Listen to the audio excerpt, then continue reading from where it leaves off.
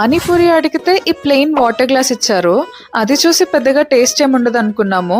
But once taste చేసిన తర్వాత అర్థమైంది బంగార్పేట్ చాట్స్ కి ఎందుకు అంత క్రేజ్ వచ్చిందో. బంగార్పేట్ పానీపూరిలో ఆర్టిఫిషియల్ కలర్స్ ఏమీ వాడరంట, అందుకే వాటర్ అంత ప్లెయిన్ గా ఉంటుంది. బంగార్పేట్ లో పానీపూరి మాత్రమే కాదు, మసాలా పూరి, సేవ్ పూరి, నిప్పట్ మసాలా చాట్, ఇలా డిఫరెంట్ చాట్స్ కూడా చాలా ఫేమస్. చాట్ లో మసాలా ఆలుతో కాకుండా బఠానీలో డిఫరెంట్ స్పైసెస్ ని మిక్స్ చేసి చేస్తారు.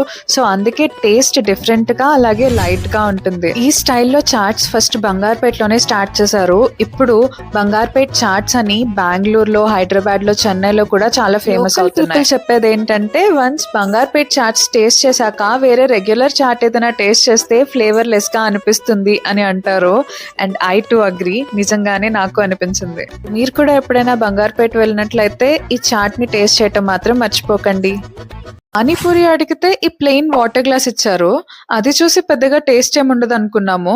బట్ వన్స్ టేస్ట్ చేసిన తర్వాత అర్థమైంది బంగార్పేట్ చాట్స్ కి ఎందుకు అంత క్రేజ్ వచ్చిందో. బంగార్పేట్ పానీపూరిలో ఆర్టిఫిషియల్ కలర్స్ ఏమీ వాడరంట, అందుకే వాటర్ అంత ప్లెయిన్ గా ఉంటుంది. బంగార్పేట్ లో పానీపూరి మాత్రమే కాదు, మసాలా పూరి, సేవ్ పూరి, నిప్పట్ మసాలా చాట్, ఇలా డిఫరెంట్ చాట్స్ కూడా చాలా ఫేమస్. చాట్ లో మసాలా ఆలుతో కాకుండా బఠానీలో డిఫరెంట్ స్పైసెస్ ని మిక్స్ చేసి చేస్తారు.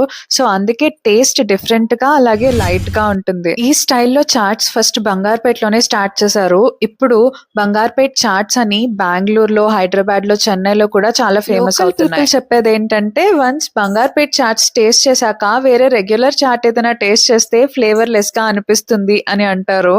అండ్ ఐ టు అగ్రీ, నిజంగానే నాకు అనిపించింది. మీరు కూడా ఎప్పుడైనా బంగార్పేట్ వెళ్ళినట్లయితే ఈ చాట్ ని టేస్ట్ చేయటం మాత్రం మర్చిపోకండి.